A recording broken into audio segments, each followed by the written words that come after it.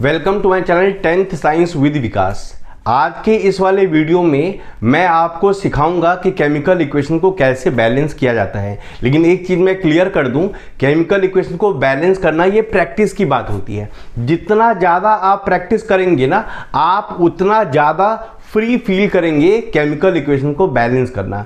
अगर सही बात बताऊं ना, तो जब मैं 10th में था तो केमिकल इक्वेशन को बैलेंस करना मेरे लिए भी बड़ा टफ काम था। लेकिन with the passage of time, जैसे जैसे मैं पढ़ता गया, जैसे जैसे और ज़्यादा प्रैक्टिस करता गया, तो केमिकल इक्वेशन को बैलेंस करना मेरे लिए एकदम आसान हो गया।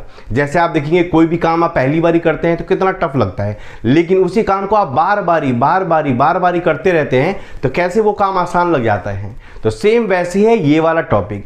केमिकल इक्वेशन के साथ जितना ज़्यादा आप टाइम स्पेंड करेंगे, मेरे कहने का मतलब केमिकल इक्वेशन जितना ज़्यादा बैलेंस करने की प्रैक्टिस करेंगे, केमिकल इक्वेशन को बैलेंस करना उतना ही आसान दिन प्रतिदिन होता जाएगा। तो ये सिंपली प्रैक्टिस की चीज़ है। इस वाले वीडियो में मैं एनसीईआरटी के कुछ क्वेश्चन लूंगा, साथ में ही और प्रैक्टिस कराने के लिए मैं बाहर के कुछ क्वेश्चन भी लूंगा जो बोर्ड में आए हुए हैं। तो ये वाली वीडियो जो है बहुत इंटरेस्टिंग होने वाली है। ध्यान से आप इस वाली वीडियो को पूरा देखिए।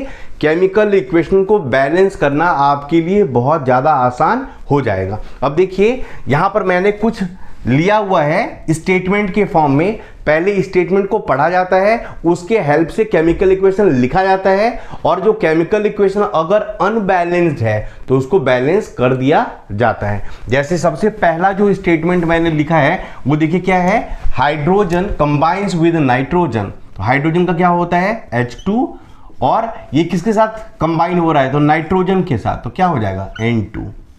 तो क्या बन रहा है, टू फॉर्म अमोनिया। अमोनिया का क्या फॉर्मूला होता है, NH3। देखिए H2 plus N2 gives NH3। Ammonia का फॉर्मूला होता है NH3। अब ध्यान से देखिए, ये वाला जो केमिकल इक्वेशन है ये अनबैलेंस्ड है। क्यों? क्योंकि यहाँ पर जो नाइट्रोजन है ये क्या है, 1 एटम, और यहाँ पर नाइट्रोजन कितना है, 2 एटम। हाइड्रोजन देखेंगे तो यहाँ कितना है, 3, और यहाँ पर हाइड्रोजन कितना है, 2। तो ऑब्वियसली ये वाला जो केमिकल इक्वेशन है ये अनबैलेंस्ड केमिकल इक्वेशन है। अब मैं इसको बैलेंस करने का ट्राई कर रहा हूँ। देखिए क्या है, सबसे पहले नाइट्रोजन को बैलेंस करना क्या है, आसान। क्यों? क्योंकि यहाँ पर N2 है, तो यहाँ पर अगर मैं 2 लगा दूँ, मैंने यहाँ लगा दिया 2, तो यहाँ पर नाइट्रोजन क्या हो गया, 2। बट ये वाला जो 2 है वो दोनों के लिए है, नाइट्रोजन के लिए भी है और हाइड्रोजन के लिए भी है। तो नाइट्रोजन तो बैलेंस हो गया, बट अगर मैं नंबर ऑफ हाइड्रोजन एटम देखूँ तो क्या हो जाएगा, 3 2 जा 6। तो 6 करने के लिए यहाँ पर मुझे क्या लगाना पड़ेगा, 3। देखिए कितना आसान है ना, एकदम आसान। ऐसे स्टेटमेंट गिवन होगा, उस स्टेटमेंट को आप पहले अच्छे से पढ़ेंगे, उस पर बेस्ड केमिकल इक्वेशन लिखेंगे, फिर उसको बैलेंस करेंगे। अब मैं दूसरे वाले इक्वेशन की तरफ बढ़ता हूं, तो क्या लिखा हुआ है, हाइड्रोजन सल्फाइड गैस। तो हाइड्रोजन सल्फाइड का क्या फॉर्मूला होता है, H2S। Burns in air. देखिए ध्यान से समझिए, जब भी लिखा रहे बर्न्स इन एयर तो आप क्या करेंगे, तो प्लस O2 लगाएंगे। क्यों? कोई भी जो सब्सटेंस है वो एयर के प्रेजेंस में ही बर्न होता है। तो याद रखना, आप जब भी बर्न्स इन एयर लिखा रहे तो आपको क्या लिखना है, प्लस O2। क्या लिखना है, प्लस O2। अब देखिए, तो यहां पर इसलिए मैं क्या लिख रहा हूं, प्लस O2। गिव्स क्या दे रहा है, वाटर। तो वाटर का फॉर्मूला क्या होता है, H2O। आराम से। एंड तो यहां लगा दिया मैंने प्लस सल्फर डाइऑक्साइड। तो सल्फर डाइऑक्साइड क्या फॉर्मूला हो गया, SO2। अब देखिए ये मैंने केमिकल इक्वेशन लिख दिया है, अब इसको बैलेंस करना है। देखता हूं मैं। देखिए हाइड्रोजन कितना है, 2, यहां पर भी हाइड्रोजन 2 है। यहां पर अगर मैं सल्फर की बात करूं तो सल्फर कितना है, 1, यहां पर भी सल्फर क्या है, 1। यानी कि हाइड्रोजन और सल्फर क्या है, बैलेंस है। यानी कि उसका जो नंबर ऑफ एटम दोनों साइड, लेफ्ट हैंड साइड और राइट हैंड साइड क्या है, सेम। जो मेन प्रॉब्लम आ रही है वो ऑक्सीजन से आ रही है। ध्यान से समझिए, यहाँ ऑक्सीजन के कितने एटम हैं, 2, और यहाँ पर राइट हैंड साइड में ऑक्सीजन के कितने एटम हैं, तो 2 और 1 3। अगर मैं यहाँ पर कुछ भी कर रहा हूँ ना तो गड़बड़ हो जाएगा। अगर मैं यहाँ 2 को 3 बना रहा हूँ या जैसे ही कुछ भी करूँगा ना, अगर मैं ऑक्सीजन को बैलेंस करने की कोशिश करूंगा तो हाइड्रोजन और सल्फर का जो नंबर है वो डिस्टर्ब हो जाएगा। फिर वो यानी इस तरह के जो केमिकल इक्वेशन है इनको बैलेंस करना थोड़ा सा ट्रिकी होता है। आ रहा समझ में? तो देखिए मैं आपको जो सिखा रहा हूं ध्यान से समझिए। अगर जो भी एलिमेंट्स हैं उनका नंबर ऑफ एटम दोनों तरफ सेम है, बट उसमें एक ऐसा एलिमेंट है जिसका दोनों तरफ नंबर डिफरेंट हो, तो ऐसे केमिकल इक्वेशन को हम कैसे बैलेंस करेंगे? तो सबसे पहले आपको क्या देखना होता है, जो अनबैलेंस्ड है, जिनका लेफ्ट हैंड साइड और राइट हैंड साइड दोनों तरफ जो नंबर है वो डिफरेंट है, वो सिंगल यानी वो अकेला कहां पर है वो आप देखिए। तो जो ऑक्सीजन है वो अकेला कहां पर है, तो यहां पर है। आ रहा समझ में? तो आप इसको डिस्टर्ब करिए, इसको आप डिस्टर्ब करिए, मतलब इसको बैलेंस करने का ट्राई करिए। अब देखिए यहां पर अगर 2 के बदले कितना होता तो हमारा काम बन जाता। तो ये वाला 2 अगर किसी न किसी तरह से 3 हो जाता तो हमारा जो केमिकल इक्वेशन है ये बैलेंस हो जाता। यानी कि ये वाला जो 2 है, ध्यान से समझिएगा, ये वाला जो 2 है बैलेंस करने के लिए मुझे 3 बनाना पड़ेगा। क्यों? क्योंकि यहां पर 2 और प्लस 1 कितना हो गया 3, यानी इस वाले 2 को मुझे क्या करना है 3 बनाना है। इस वाले 2 को मुझे क्या बनाना है 3। तो 3 आप कैसे बनाएंगे ध्यान से समझिए। तो ये वाला जो 3 है ना, ये वाला आप ऊपर लिख दीजिए और ये वाला जो 2 है इसको आप नीचे लिख दीजिए। अगर इस वाले O2 के साथ अगर मैं 3/2 लिख देता हूं, यानी कि इस 2 को अगर मैं 3/2 से मल्टीप्लाई कर देता हूं तो ये अब केमिकल इक्वेशन क्या हो गया बैलेंस। क्यों? 3/2 मल्टीप्लाई 2, तो ये वाला 2 इससे कैंसिल हो जाएगा और ऑक्सीजन का जो नंबर है वो कितना हो जाएगा 3। लेकिन यहां पर प्रॉब्लम आ गई। क्या प्रॉब्लम आ गई कि बैलेंस करने के लिए कभी भी आप फ्रैक्शन में नंबर नहीं लिख सकते हैं, 10th में अलाउड नहीं है। यानी कि ये केमिकल इक्वेशन 3/2 लिखने से क्या हो गया बैलेंस, लेकिन फ्रैक्शन में आप नंबर नहीं लिख सकते हैं। तो इस फ्रैक्शन को हटाना पड़ेगा मुझे। तो फ्रैक्शन को आप कैसे हटाएंगे, नीचे जो है ध्यान से समझिए, नीचे जो 2 लिखा हुआ है ना, जो डिनोमिनेटर में 2 है उससे आप सबको यानी पूरे इक्वेशन को मल्टीप्लाई कर दीजिए। इसका फायदा क्या होगा, 3/2 को अगर मैं 2 से मल्टीप्लाई कर दूंगा तो इसका आंसर क्या आ जाएगा 3, जो एक नंबर आ गया। आ रहा है समझ में? तो अब मैं क्या कर रहा हूं, उस पूरे इक्वेशन को बैलेंस करने के लिए जो डिनोमिनेटर है 2 उससे मल्टीप्लाई कर रहा हूं। तो क्या हो जाएगा ये 2H2S प्लस 3/2 को अगर मैं 2 से मल्टीप्लाई करूंगा तो क्या आंसर आ जाएगा 3O2। ठीक है ना? अब इसको मैं 2 से मल्टीप्लाई करूंगा तो क्या हो जाएगा 2H2O प्लस इसको मैं अगर 2 से मल्टीप्लाई करूंगा तो क्या आ जाएगा 2SO2। ये जो इक्वेशन है ये नीचे वाला ये हमारा रिक्वायर्ड बैलेंस्ड केमिकल इक्वेशन है, जो बैलेंस है। अब मैं इसको चेक कर रहा हूं तो देखिए हाइड्रोजन का नंबर कितना है, तो देखिए 2 2 जा 4। यहां पर हाइड्रोजन का नंबर कितना हो गया 2 2 जा 4। इसका मतलब जो हाइड्रोजन है वो दोनों तरफ क्या हो गया बैलेंस्ड। अब मैं सल्फर देख रहा हूं तो सल्फर कितना है, इधर लेफ्ट हैंड साइड तो 2 सल्फर है और यहां पर भी कितना है 2 सल्फर है, यानी कि सल्फर का भी जो नंबर है वो क्या हो गया बैलेंस। दोनों तरफ लेफ्ट हैंड साइड और राइट हैंड साइड दोनों तरफ जो सल्फर का नंबर है वो क्या है सेम। अब मैं ऑक्सीजन देख रहा हूं कि राइट हैंड साइड जो है ऑक्सीजन कितने एटम है, तो यहां पर देखिए यहां पर ऑक्सीजन कितना है 2, ये वाला 2 इस वाले ऑक्सीजन के लिए भी है और 2 2 जा 4, तो 4 और प्लस 2 कितना हो गया 6। अब यहां पर ऑक्सीजन कितना है लेफ्ट हैंड साइड तो 3 2 जा 6, यानी ऑक्सीजन जो है ये भी क्या है दोनों तरफ सेम है। इस तरह से ये वाला जो केमिकल इक्वेशन है यही हमारा फाइनल आंसर हो गया। आ रहा समझ में? अब मैं थर्ड इक्वेशन की तरफ प्रोसीड कर रहा हूं। देखिए क्या है बेरियम क्लोराइड, तो इसका फॉर्मूला क्या हो जाएगा BaCl2। क्यों? Ba की वैलेंसी कितनी होती है 2 और क्लोराइड की वैलेंसी कितनी होती है 1, तो क्या फॉर्मूला बन जाएगा BaCl2।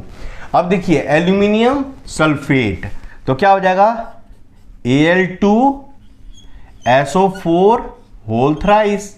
क्यों मैंने यहां पर 2 और 3 लिखा, क्योंकि सल्फेट की वैलेंसी 2 और एल्यूमिनियम की वैलेंसी 3, तो वैलेंसी एक्सचेंज हो जाती है। एल्यूमिनियम क्या दे रहा है एल्यूमिनियम क्लोराइड, तो एल्यूमिनियम क्लोराइड का क्या फॉर्मूला हो जाएगा Cl3। और क्या हो जाएगा, बेरियम सल्फेट। तो बेरियम सल्फेट का क्या फॉर्मूला हो जाएगा, BaSO4। लेकिन यहां क्लियर लिखा हुआ है कि ये क्या है, प्रेसिपिटेट। ये क्या है, प्रेसिपिटेट।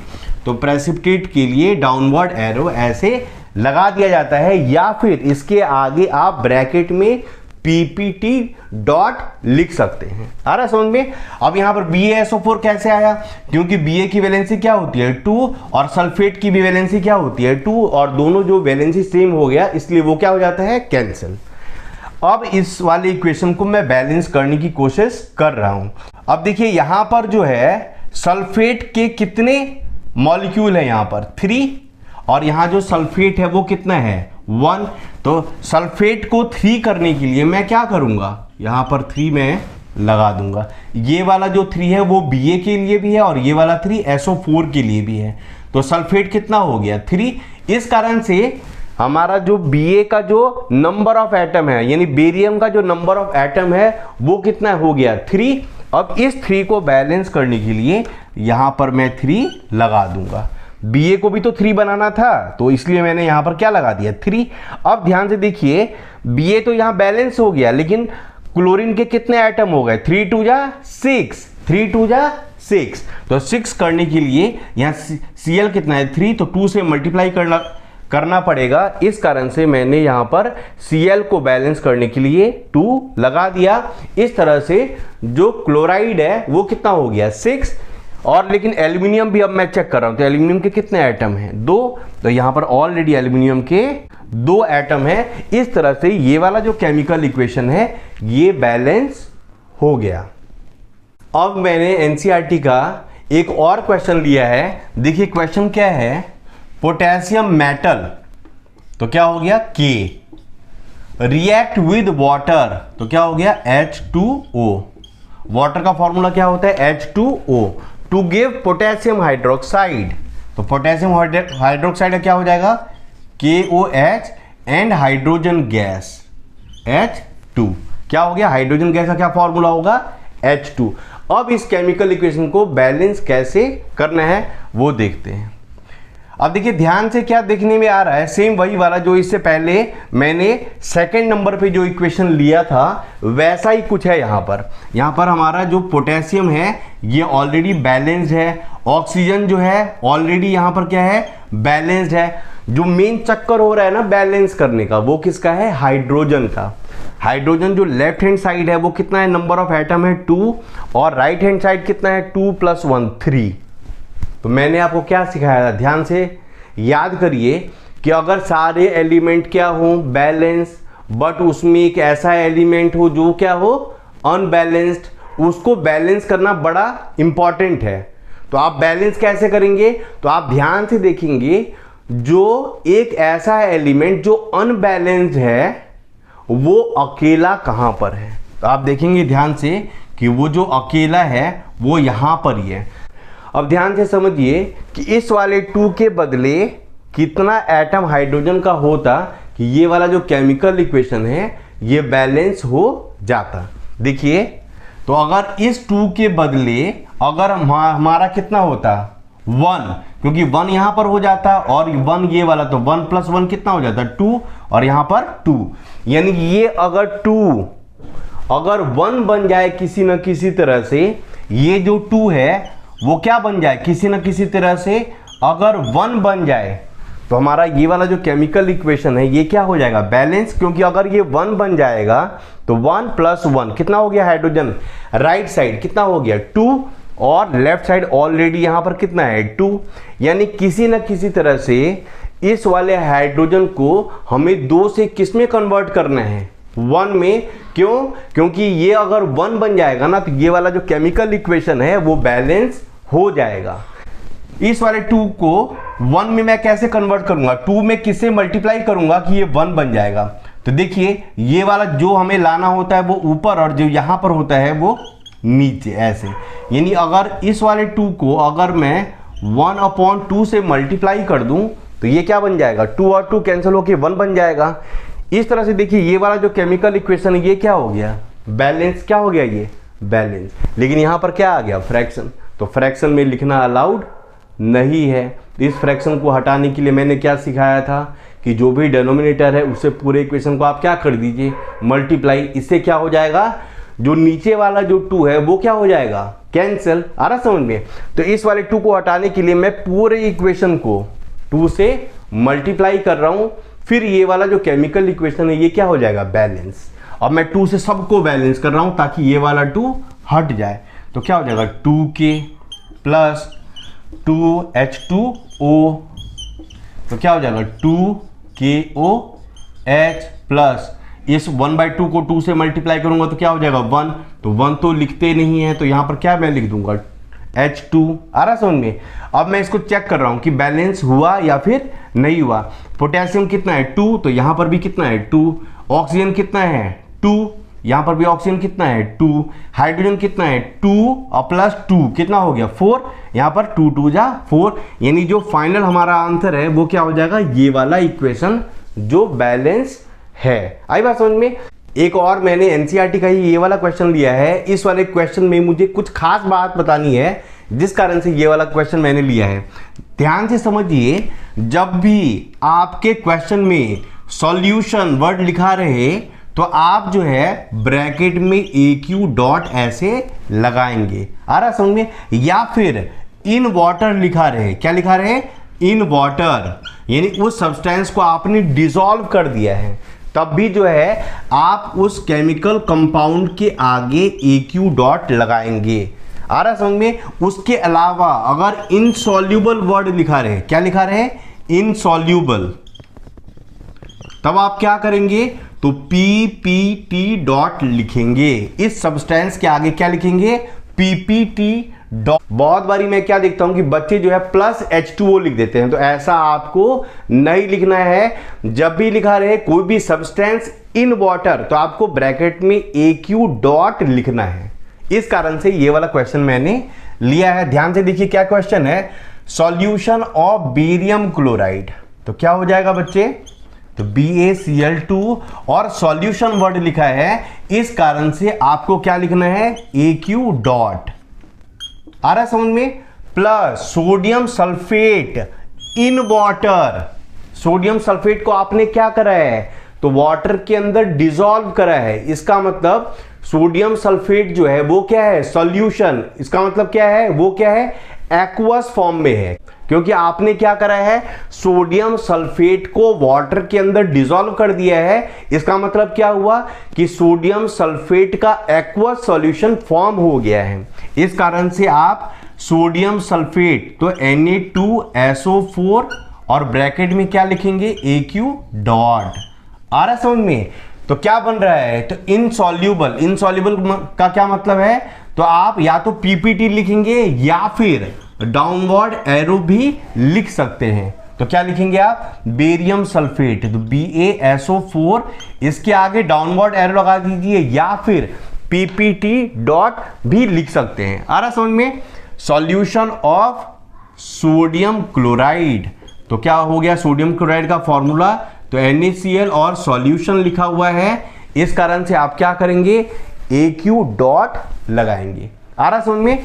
अब देखिए ये हमारा जो है ना, बहुत बारी बच्चे पूछते हैं कि सर क्या सारे इक्वेशन के आगे जो भी कंपाउंड है उनके साथ उनका स्टेट लिखना जरूरी है। हाँ, इस वाले क्वेश्चन में उसका स्टेट लिखना जरूरी है, क्योंकि यहां पर मेंशन करा हुआ है solution word, insoluble word, in water word. तो यहां पर अगर आप ब्रैकेट के अंदर AQ डॉट नहीं लगाएंगे तो आपका मार्क्स कट जाएगा। लेकिन जहां पर लिखा हुआ है सोडियम सल्फेट, बस उसमें स्टेट मेंशन नहीं है, तो उसमें आपको कोई भी स्टेट मेंशन करने की जरूरत नहीं है। आ रहा समझ में। अब इसको मैं बैलेंस कर देता हूं। देखिए क्या है, बेरियम तो 1 है, यहां पर भी 1 है, सल्फेट 1 है, यहां पर भी 1 है।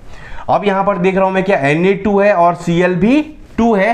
तो Na और Cl को बैलेंस करने के लिए मैं क्या करूंगा, NaCl के आगे 2 लगा दूंगा। इस तरह से ये वाला जो केमिकल इक्वेशन है ये क्या हो गया, बैलेंस। देखिए कितना आसान है। अगर आप प्रैक्टिस करेंगे ना केमिकल इक्वेशन को बैलेंस करना, अगर आपने 15-20 इक्वेशन लिख के दिमाग अगर बैलेंस कर दिया तो बैलेंसिंग सबसे आसान है। बस ये प्रैक्टिस की चीज है। अब यहां पर मैंने एनसीईआरटी के अलावा कुछ एक्स्ट्रा केमिकल इक्वेशन लिया है और इसको मैं बैलेंस करके दिखा रहा हूँ। देखिए जो पहला इक्वेशन वो क्या है, C6H12O6, यानी ये ग्लूकोज का फॉर्मूला है, plus oxygen arrow carbon dioxide plus water. देखिए ये देखने में तो बड़ा क्या है, डरावना है, लेकिन डरने की बात नहीं है। आप इक्वेशन को बैलेंस करना स्टार्ट करिए, केमिकल इक्वेशन अपने आप क्या हो जाएगा, बैलेंस। अब देखिए सबसे पहली बात, कार्बन के कितने आइटम है, 6, तो कार्बन को आप बिना सोचे समझे यहाँ 6 लगा दीजिए। हाइड्रोजन कितना है, 12, तो हाइड्रोजन 12 करने के लिए यहाँ 2 है, तो किसे मल्टीप्लाई करूंगा, 12 बन जाएगा तो 6, तो ये भी क्या हो जाएगा, हाइड्रोजन बैलेंस हो। ऑक्सीजन कितना है, 6, और यहाँ पर ऑक्सीजन कितना है, ऑक्सीजन यहाँ पर 6, यहाँ पर 2 है। अब यहाँ पर कितना हो गया, 6 2 12 प्लस 6 कितना हो गया, 18। इन्हें राइट साइड कितना हो गया, 18। यहाँ पर कितना है, 6, और यहाँ पर मुझे कितना बनाना पड़ेगा, 12, तभी तो 18 होगा। तो यहाँ पर मैंने क्या कर दिया, 6 लगा दिया। इस तरह से ये केमिकल इक्वेशन क्या हो गया, बैलेंस। आ रहा समझ में। अब देखिए सेकेंड वाले पर मैं आ रहा हूं। कार्बन के कितने आइटम है, दोनों तरफ 1 1, यानी कार्बन क्या है, बैलेंस। हाइड्रोजन कितना है, 4, तो 4 करने के लिए मैं क्या करूंगा, यहां पर 2 लगा दूंगा। तो 2 लगाने से हाइड्रोजन क्या हो गया, बैलेंस। अब ऑक्सीजन मैं काउंट कर रहा हूं कि राइट हैंड साइड कितना ऑक्सीजन है, तो 2 + 2 कितना हो गया, 4, तो 4 करने के लिए यहां पर मैं 2 से मल्टीप्लाई कर दूंगा। ये भी केमिकल इक्वेशन क्या हो गया, बैलेंस। आ रहा समझ में। अब देखिए Fe + H2O arrow Fe3O4 + H2, ये फेरिक ऑक्साइड है। तो Fe के कितने आइटम है, 3, तो 3 करने के लिए यहां पर मैंने 3 लगा दिया। आ रहा समझ में। अब देखिए यहां पर देखिए ऑक्सीजन कितना है, 4, तो यहां पर मैं क्या कर दूंगा, 4 लगा दूंगा। तो ऑक्सीजन कितना हो गया, 4। हाइड्रोजन कितने हो गया, 4 2 8, तो हाइड्रोजन को 8 करने के लिए मैं क्या करूंगा, यहां पर 4 लगा दूंगा। इस तरह से हाइड्रोजन भी क्या हो गया, बैलेंस। कार्बन कितना है, 1, यहां पर भी कार्बन 1 है। अब देखिए ऑक्सीजन कितना है, 1, यहां पर भी ऑक्सीजन कितना है, 1। यहां पर बस हाइड्रोजन जो है उसका नंबर दोनों तरफ सेम नहीं आ रहा है, तो वही मैं ट्राई करूंगा सेम करने का। तो 3 + 1 कितना हो गया, 4, तो 4 करने के लिए मैं क्या करूंगा, यहां पर 2 लगा दूंगा। इस तरह से ये वाला भी जो इक्वेशन है वो क्या हो गया, बैलेंस। इस तरह से आप बहुत ज़्यादा प्रैक्टिस करिए। केमिकल इक्वेशन का जितना ज़्यादा प्रैक्टिस करेंगे आपका हाथ जो है उतना फ्री होता जाएगा और केमिकल इक्वेशन को बैलेंस करना आपके लिए उतना आसान हो जाएगा। अगर मैं केमिकल इक्वेशन को इजीली बैलेंस कर रहा हूँ इसका मतलब ये नहीं कि मैं बहुत ज़्यादा इंटेलिजेंट हूँ, मैं आपके तरह ही हूँ, लेकिन मेरा प्रैक्टिस बहुत ज़्यादा है, इस कारण से केमिकल इक्वेशन को मैं इजीली बैलेंस कर पा रहा हूं। उम्मीद है मेरा ये वीडियो आपको बहुत अच्छा लगा होगा। अगर आप न्यू व्यूअर हैं जरूर मेरे चैनल को सब्सक्राइब करें, क्योंकि आने वाले टाइम में काफ़ी अच्छी वीडियोस मैं आपके लिए लेकर आने वाला हूं।